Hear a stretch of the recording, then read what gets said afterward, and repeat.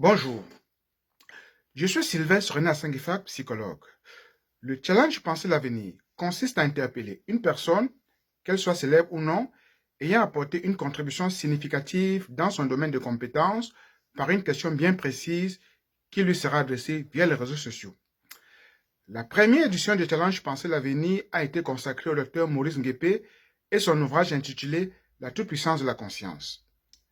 Dans cet ouvrage, Dr Nguépé récuse les théories freudiennes sur l'inconscient et inaugure un concept nouveau qu'il baptise la psychologie tridimensionnelle. Merci à Dr Nguépé d'avoir accepté de relever la première édition du Challenge Penser l'avenir. Dans la deuxième édition, nous avons interpellé un collectif d'écrivains sous la direction de Dr Alain Koyok ayant produit un ouvrage intitulé Diaspora camerounaise en dehors de l'État au sein de la nation.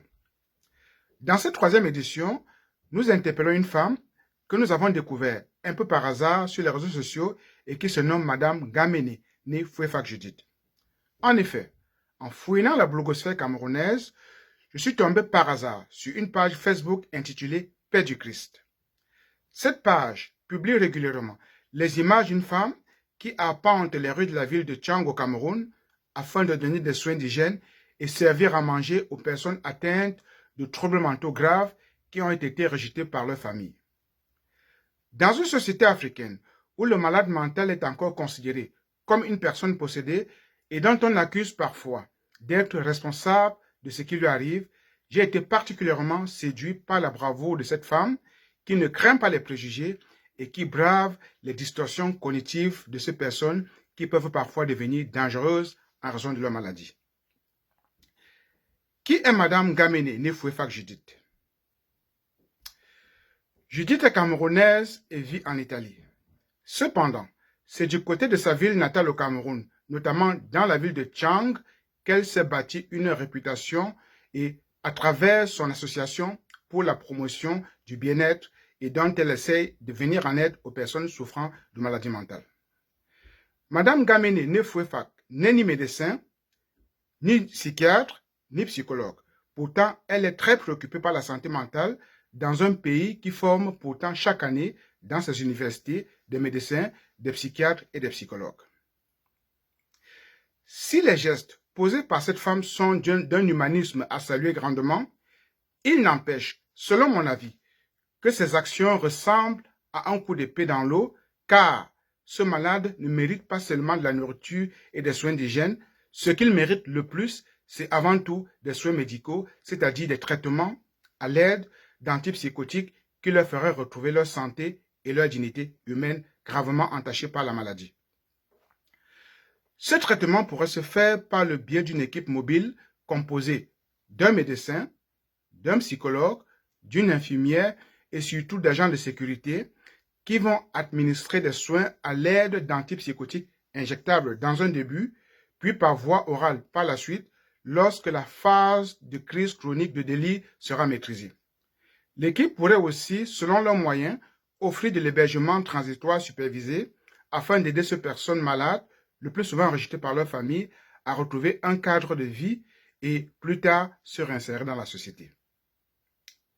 Face à un tel manque d'initiatives publiques et communautaires, on peut se demander avec stupéfaction, à quoi sert le ministère de la Santé dans nos pays? Existe-t-il un programme national de promotion de la santé mentale? À quoi servent tous les psychologues, les médecins et les psychiatres formés dans les universités du Cameroun? Les actions de Mme Gamene nous rappellent celles d'un autre Africain, fondateur de l'association Saint-Camille de Lely. Ainsi, Grégoire Aombonon, de son vrai nom, n'est ni psychologue, ni psychiatre, encore moins médecin généraliste. Pourtant, il est devenu la figure emblématique de la psychiatrie africaine. Ce Béninois d'origine a immigré en Côte d'Ivoire en 1971 où il s'est établi comme réparateur de pneus.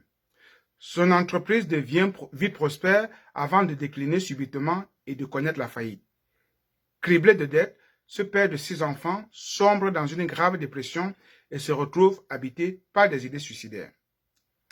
Au sortir de cette épreuve, il dit avoir vu ce qu'il ne voyait pas auparavant, ces êtres errant nus dans les rues ou enchaînés à des arbres pendant des années, et sans aucun soin. Progressivement, il dépasse sa propre peur autour de l'ensorcellement et va à la rencontre de malades mentaux, ceux oubliés des oubliés, comme il aime à les nommer. Dans un pays qui regorge de médecins, de psychiatres et de diplômés en psychologie, les personnes qui souffrent de troubles mentaux graves sont abandonnées à elles-mêmes. Le traitement de troubles mentaux est encore l'affaire des tradipraticiens. Malgré ce triste constat, il y a quand même de bonnes actions que mènent certains professionnels que nous ne saurons ignorer, mais qui restent insuffisants face à la demande qui nous semble exponentielle. Quelques professionnels de la santé mentale, notamment au Cameroun, on peut parler ici des médecins, des psychiatres, des infirmiers, des psychologues, se démarquent et tentent à leur façon de pallier au manque d'initiatives publiques pour répondre aux besoins des familles en prise avec la maladie mentale. Face à ce constat, et conscient des actes posés sur le terrain par Mme Gamini, j'aimerais lui poser 3 questions. La première question, comment est née l'idée de faire ce travail que vous faites actuellement? Deuxième question, comment réussissez-vous à financer vos actions? Troisième question, quel message aimeriez-vous passer à la communauté nationale et internationale en vue d'élargir vos actions au traitement, aux soins médicaux? Nous prions tout internaute qui serait en contact avec Mme Gamene Nefouefak Judith de lui faire parvenir cette vidéo afin qu'elle puisse nous éclairer, si elle le désire, à travers une courte vidéo sur les questions si opposées. Nous aimerions vraiment comprendre sa motivation à faire ce travail et surtout, qu'est-ce qu'elle désire faire pour avancer avec la très noble cause dont elle défend. Merci de partager cette vidéo afin qu'elle puisse parvenir à Mme Gamene et merci beaucoup de porter une attention particulière pour que recule la maladie mentale dans un contexte africain marqué par la pénurie de services. Merci et à très bientôt.